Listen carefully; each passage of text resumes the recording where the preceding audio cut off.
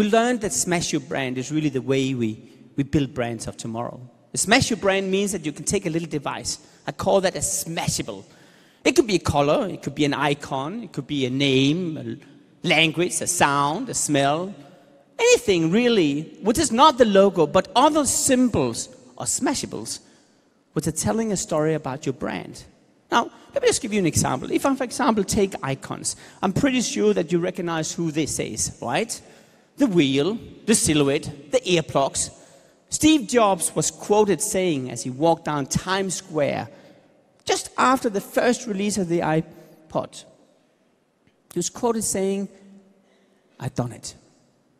He did say that because he saw people wearing the funny white earplugs, which at that time was a revolution because all earplugs were black then.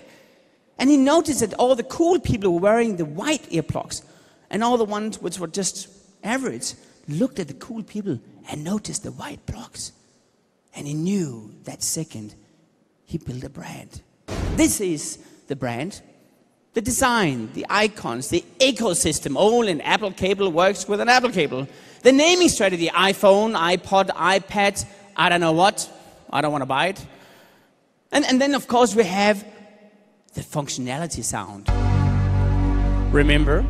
Now, why is that interesting? Because if you take a look at the movie called, well, the movie famous for a rather little character.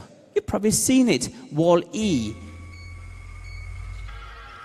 What's happened to have the same startup sound? Yes, they're owned by Pixar, and Pixar is part of Apple.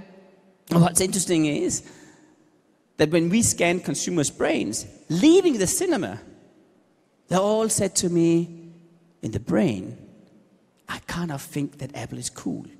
In fact, when we scanned the brains before going into the cinema, and after, having not seen one single product, no logos, no nothing, they actually felt that Apple was cooler after watching the movie, linking the sound together with the brand.